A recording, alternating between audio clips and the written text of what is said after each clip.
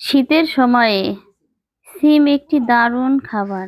আর এই সিম ভাজিটা কিন্তু শীতের সময়ে অনেক বেশি মজা। আর শীতের সময়ে সিমটা কিন্তু প্রচুর পরিমাণে পাওয়া যায়। আর এমনি সময়ে কিন্তু এই সিমটা তেমন স্বাদও লাগে না, আবার বেশি পরিমাণে পাওয়াও যায় না। শীতের সময় হলে সিমটা গাছে অনেক পরিমাণে ধরে আর বাজারে অনেক সস্তায় পাওয়া যায়, যার কারণে এই সিমটার স্বাদটাও অনেক বেশি হয় আর খেতেও কিন্তু খুবই ভালো লাগে। আর বিশেষ করে আমি সবজি খেতে খুব বেশি পছন্দ করি, যার কারণে দেখা যায় প্রতিদিনই আমার কিছু না কিছু মাছ মাংসর সাথে সবজি থাকে। আর এই যে কিন্তু আমার সিম ভাজিটা আমি রান্না করতেছি, একদম সিম ভাজিটা এমন ভাবে করব যেন সিমটা পারফেক্টলি রান্না হয়।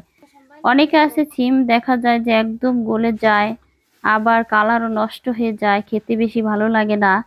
কিন্তু সিম ভাজি যদি পারফেক্টলি ভাবে রান্না করা যায় তাহলে কিন্তু খেতে খুবই মজা লাগে। আর এখানে আমি কিন্তু এই যে টমেটো ফালি করে রেখেছিলাম সেটা দিয়ে দিয়েছি।